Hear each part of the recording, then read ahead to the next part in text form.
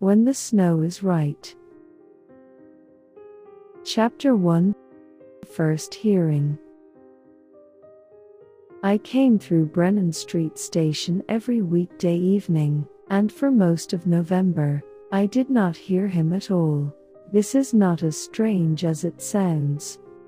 Brennan Street is not a large station, 4 platforms, a newsagent that closes at 6, a coffee kiosk that closes at 5:30, and leaves behind a smell of burnt milk that lingers well into the night. But it is a station, with its own acoustic weather, its own particular noise. The announcements, arriving slightly delayed, like news from a place that operates on a different clock, the iron percussion of luggage wheels on the tile. The crowd sound, which is not loud exactly but dense, a collective breath and shuffle, that fills the high ceiling and comes back down changed. In November I was commuting from the university library, where I had been working on a thesis about spatial memory in post-war literature, that I had been working on for 2 years, longer than I intended, and which I had privately begun to think of as a companion, animal always present, always demanding something, occasionally rewarding. I passed through Brennan Street at roughly 6:15 each evening. I had my headphones in. I had my coat collar up. I was, if I am being honest about the person I was, in November, not especially present. Then December came and the snow came with it earlier than anyone expected. And something changed in the station's acoustics. The way snow changes everything's acoustics, absorbing, muffling, making the world both quieter and more specific. And one evening, coming down the stairs from the street, with snow on my shoulders, I heard it, a piano. Not recorded music. The station had a sound system that played the same rotated selection of instrumental pieces on a loop, and I knew them all by heart, the way you know the wallpaper in a room you've sat in too long. This was different.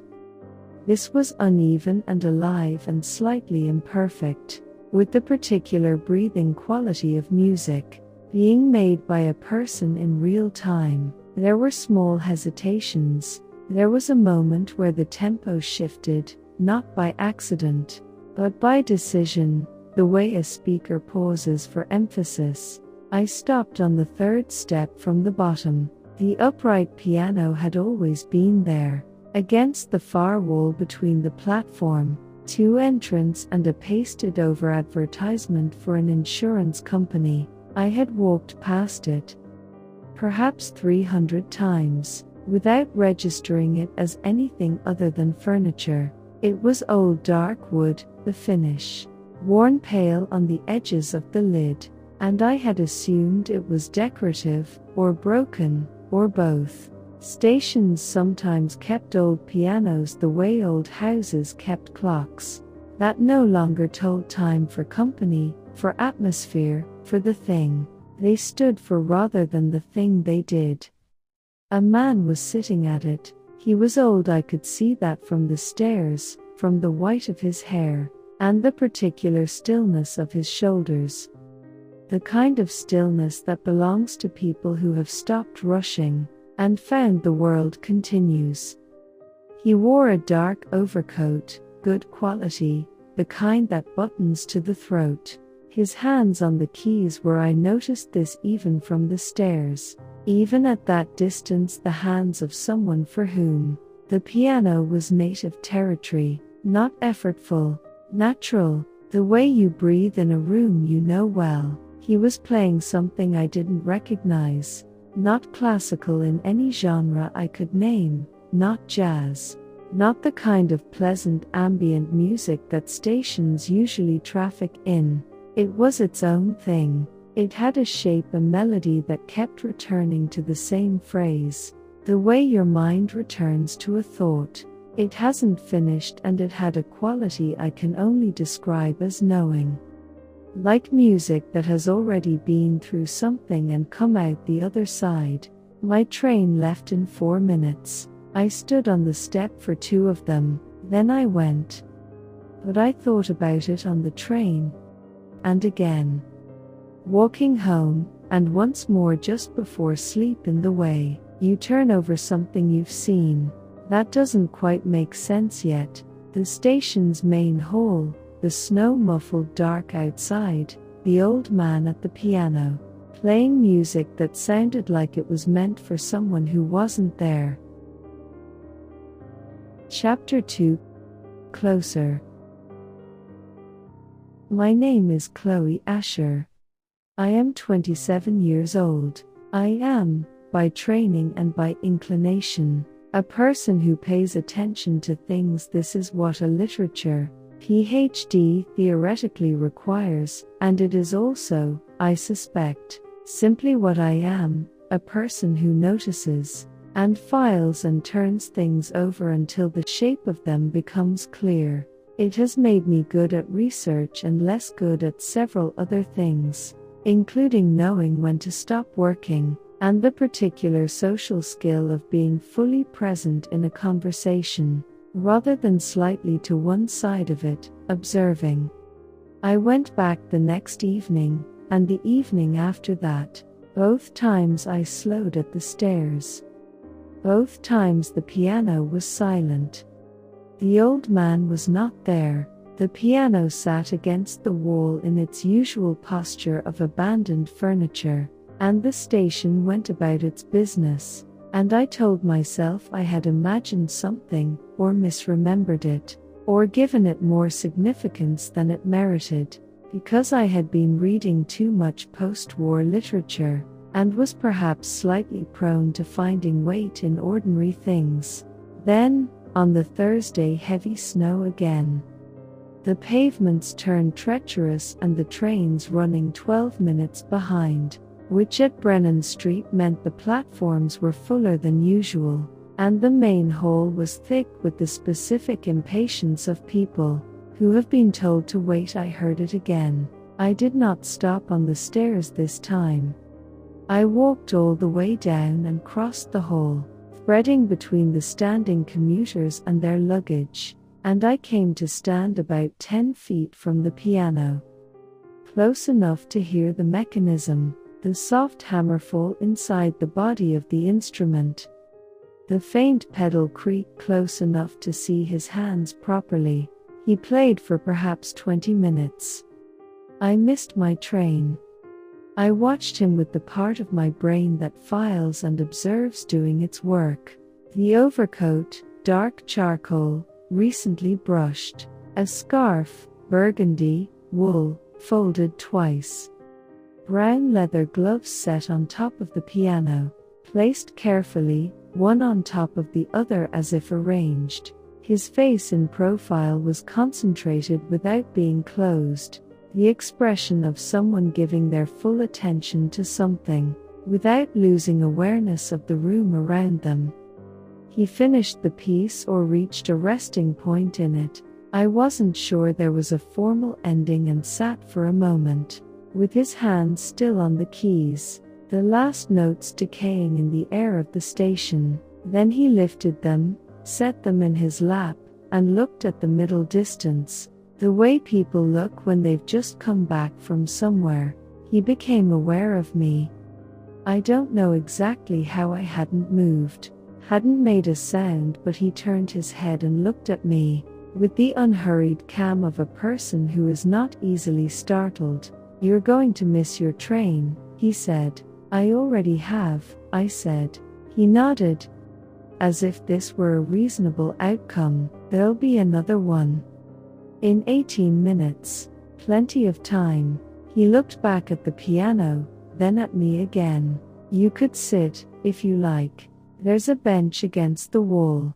Most people don't use it because it faces the wrong way, away from the platforms.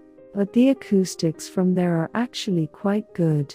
He said this as if he had given the matter some consideration. I sat on the bench. He played for another 15 minutes, and I listened. And neither of us said anything, and it was one of the least awkward silences I had been in for quite some time. When he stopped, he put on his gloves with careful deliberateness, right hand first, then left, smoothing each finger, and stood and buttoned his coat. "Same time tomorrow," I said, which surprised me slightly as I said it.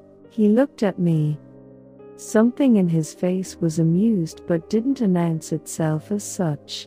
"I'm here every evening," he said, "December through February. When the snow is right." "What makes the snow right?" He picked up his scarf from the piano bench and wound it around his neck, once, twice. "It has to have been falling for at least an hour," he said, "and it has to be the kind that sticks. Not sleet. Not that wet heavy kind that turns gray immediately." He paused, considering. "Proper snow, the kind that makes things quiet." He walked across the hall toward the exit, unhurried, his coat dark among the commuters. I watched him go. At the door he paused. I thought he might look back, but he didn't, and then he was through it and gone into the snow-bright street. I sat on the bench that faced the wrong way and waited for my train. Chapter 3.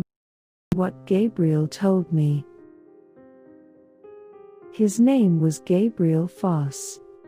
I learned this not from him. He was not, I quickly understood, a man who offered personal information without being asked, and he was also not a man who asked many questions in return, which made our arrangement, such as it was, feel less like the beginning of a friendship than like two people who had independently decided to occupy the same space, and found the other's presence acceptable. But from the newsagent, a compact and opinionated man named Tobias, who had worked the Brennan Street kiosk for 11 years, and had opinions about most of the station's regular inhabitants.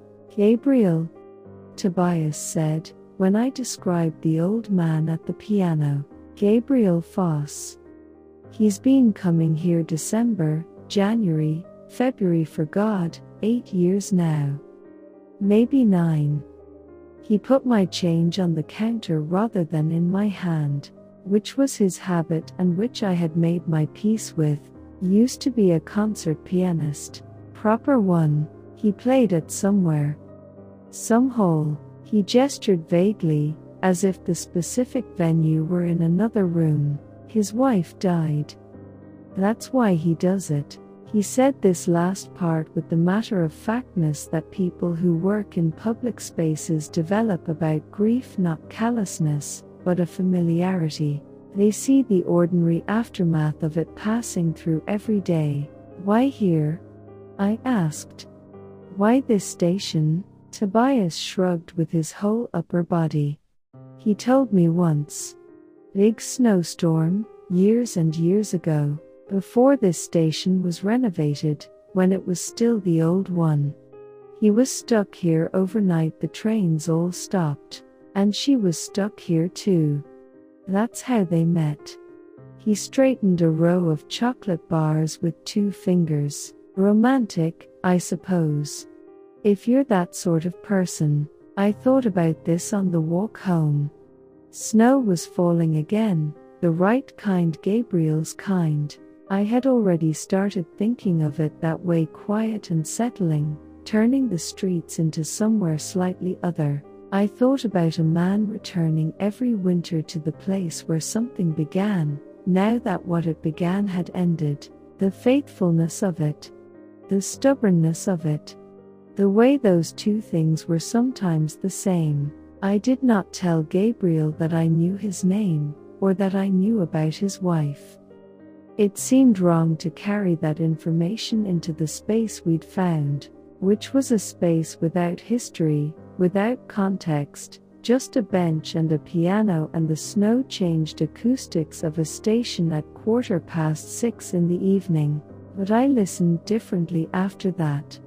Not to the melody, though I listened to that too, more carefully now, trying to hear what I'd missed before, but to the space around the melody, the pauses, the moments where his hands would slow, not from hesitation but from something more deliberate, as if he were making room for something, as if the music had a gap in it shaped like a person. I am trained to notice this sort of thing, and I am aware that training can produce its own distortions. You can read significance into a pause that is simply a pause.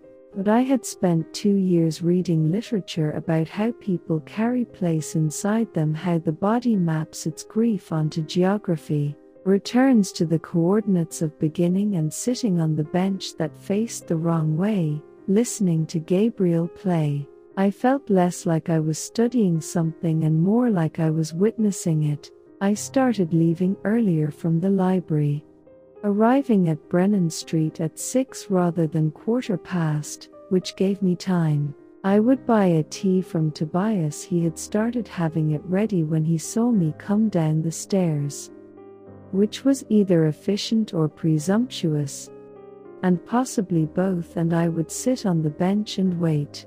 And when Gabriel arrived, always punctually, always in the same dark coat, always with the same gloves placed on top of the piano, I would nod and he would nod and he would play. We spoke, but not much. This was, I came to understand, not reticence on his part but preference. He was a man who communicated more precisely in music than in speech, and who seemed to have accepted this about himself without particular anxiety. When he did speak, it was briefly and with care, the way people speak when they have learned, at some cost, that words are not free. He told me once that the piano at Brennan Street had been donated by a music school in 1987 and had been tuned, in all the years since, exactly twice. How do you know? I asked. Because I had it tuned, he said. Both times. He considered the piano's upper register with the expression of a man making allowances. It's still approximately correct, which is the most you can say for most things. Chapter 4. January. January is when Brennan Street becomes itself most completely. December still has the residue of business people going places for Christmas, carrying things, their energy pointed forward. February is the beginning of wanting spring, but January is the station stripped of pretense, the commuters with their collars up and their expressions internal, the snow old enough to have gone from charming to structural, grey at the edges and packed hard on the platforms. January is honest. Gabriel played differently in January. I had been listening long enough by then to begin to feel the differences. Though I could not have named them technically, I have no formal music education and my sense of these things was purely intuitive. The same instrument I use for close reading, the same attention that notices when a sentence has changed its weight.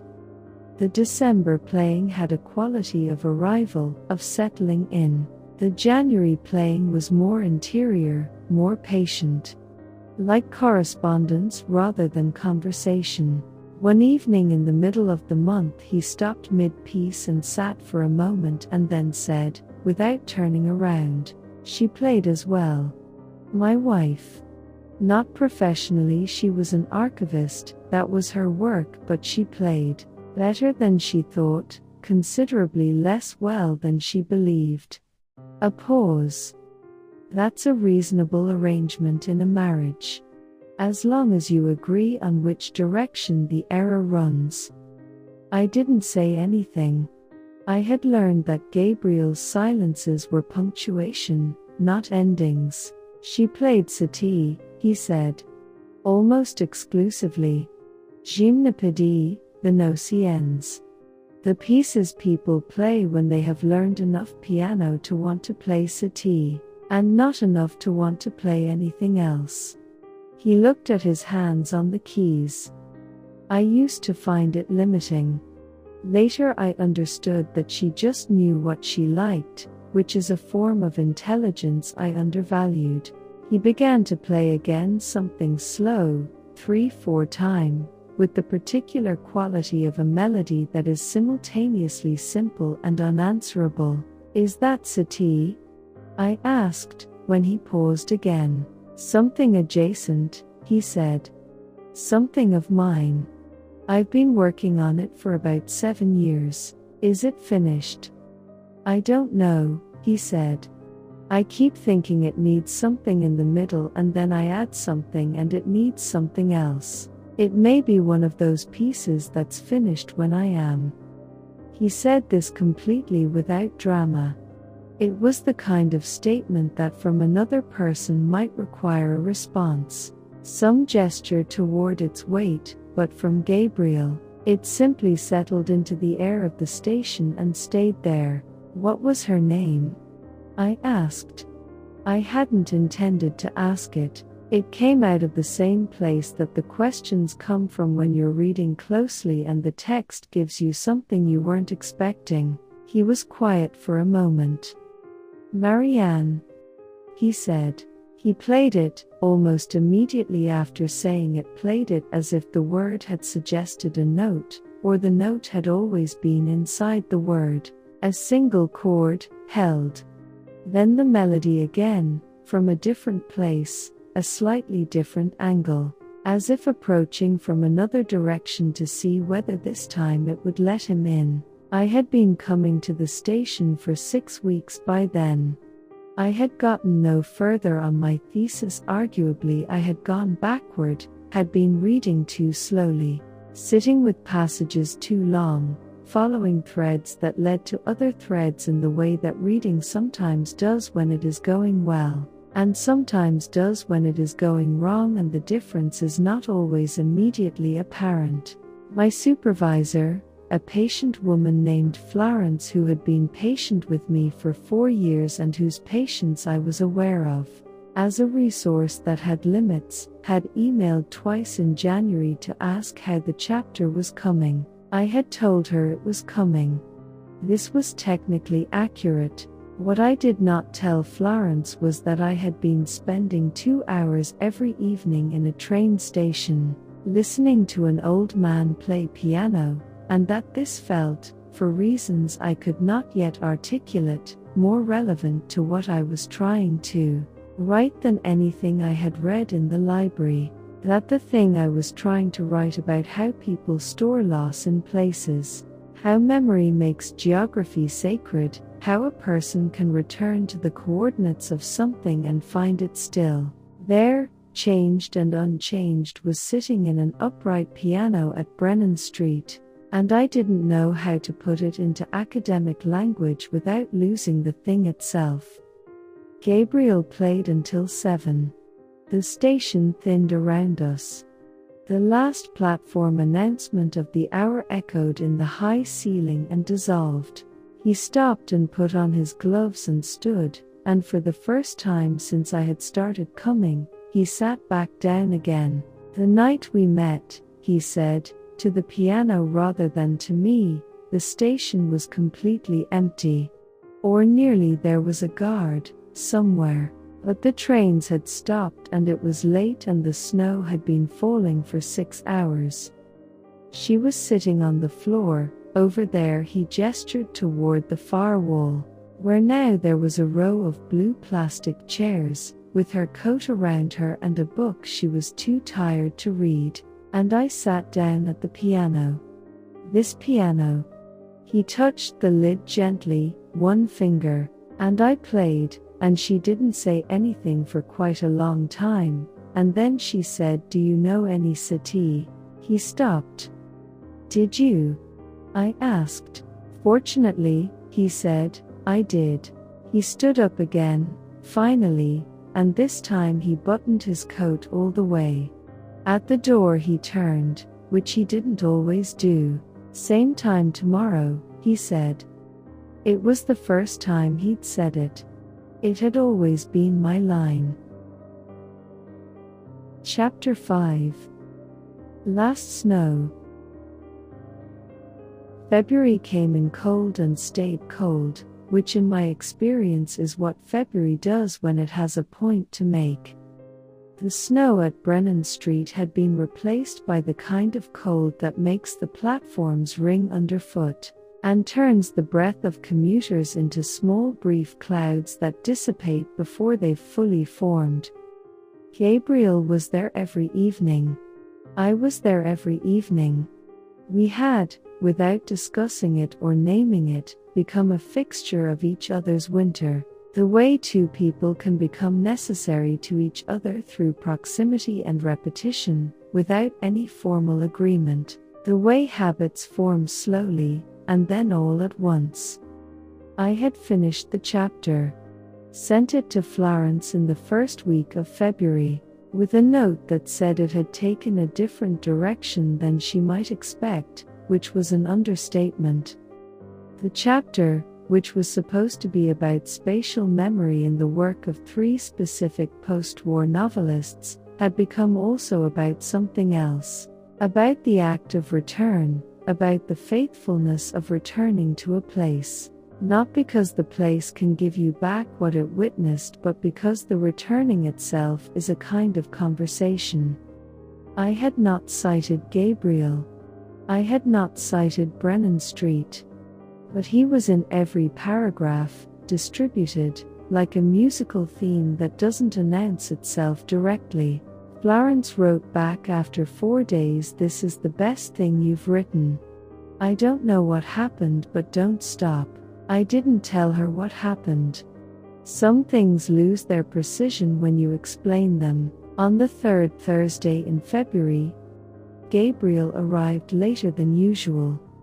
I was already on the bench with my tea when he came down the stairs 12 minutes past 6. I noticed, because I had become without meaning to a person who noticed his arrival time. He was moving more carefully than usual, one hand on the railing. The cold, I thought, or something else. He did not look diminished by it, exactly, but deliberate in a way that was slightly more visible than normal. He sat at the piano and did not play immediately, which was unusual. He sat with his hands in his lap and looked at the keys for a moment, in the way that I had come to recognize as not hesitation but preparation, the gathering of something.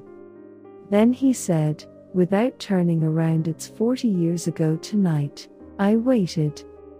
February the 19th, 1984. She was 26. I was 31. The storm had started in the afternoon. He was quiet for a moment. She told me later that she'd been trying to read Hardy. She'd brought him because she expected the train journey to be dull, and she thought Hardy would suit the mood. She was always calibrating the book to the expected experience, which I found charming and slightly unnecessary. A pause. She said Hardy was completely wrong for a snowstorm. Too dark. She was right. What would have been right? I asked. He thought about it, seriously. Something that believed in things, I think. Marianne was a person who believed in things. Not naively. She'd had a difficult childhood, a difficult early life. She knew perfectly well how things went.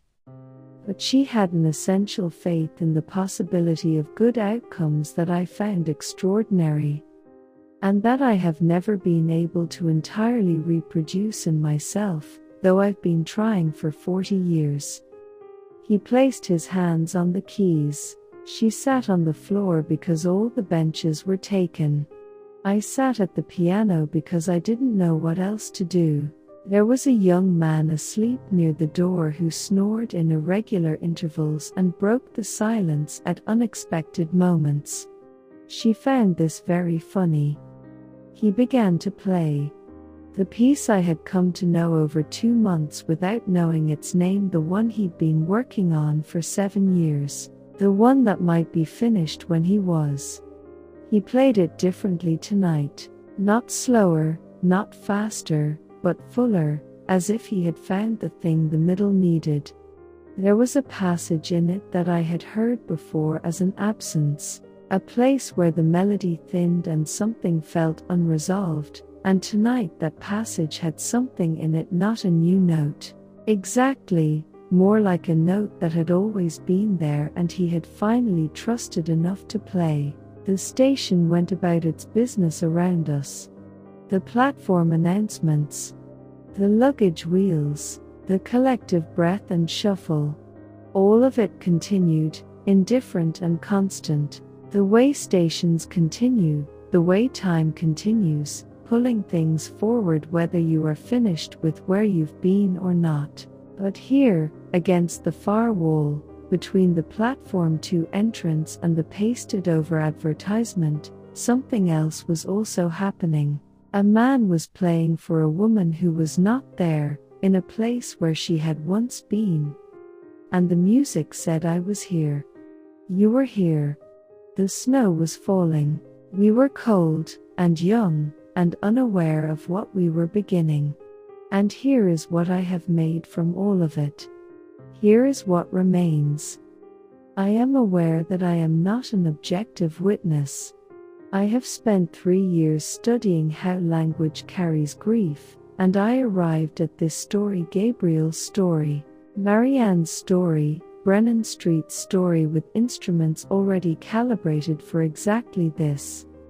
I am aware that what I experienced sitting on that bench on February the 19th may have been, in part, a reader's response to a text she had been preparing for without knowing it, but I don't think the experience was less real for that. I think we understand the things we're ready to understand, and readiness comes from wherever it comes from. And the point is not to audit the source but to be present when the understanding arrives. He finished. Or stopped, I still was not sure, with this piece, where finishing ended and stopping began. He sat for a moment with his hands resting on the keys, not pressing, just touching, the way you keep your hand on something after you've said goodbye. Then he lifted them and turned around on the bench, which he rarely did, and looked at me directly. She would have liked you, he said. She liked people who listened properly. She said most people listened with half their attention and spent the other half composing their response. He began pulling on his gloves. You don't do that. You wait until there's something to say. I'm not always sure there is, I said. No. But you wait to find out, which is the important part. He stood, buttoned his coat, wound his burgundy scarf, once, twice. Will you come back? I asked. After February, next December, he said. When the snow is right. He picked up his gloves from the top of the piano where he'd set them, and paused, looking at the instrument for a moment with an expression that I will not try to fully describe because I don't think I am equal to it. Something that held, all at once, fondness and grief and a particular kind of gratitude that has come a long way and arrived without bitterness. Good night, Chloe, he said. He walked across the hall. Around him, the last of the evening commuters moved through their practiced routes platform, exit, the street. He passed among them and through the door, and the cold dark outside took him, and he was gone. I sat on the bench that faced the wrong way for a little while longer. The piano stood against the wall, lid closed now, dark and worn at the edges, holding 40 years of December evenings inside it along with everything else, the hammerfall, the strings, the particular resonance of a body of wood in a public hall, the specific acoustics of snow. Outside the high windows, it had started again. Fine and quiet and settling. The right kind. I thought about spatial memory and the faithfulness of return and what it means to go back to the coordinates of something. and find it still there in the only way that things remain, which is in what they have made of us. Then I put on my coat, and wound my scarf, and walked out into it.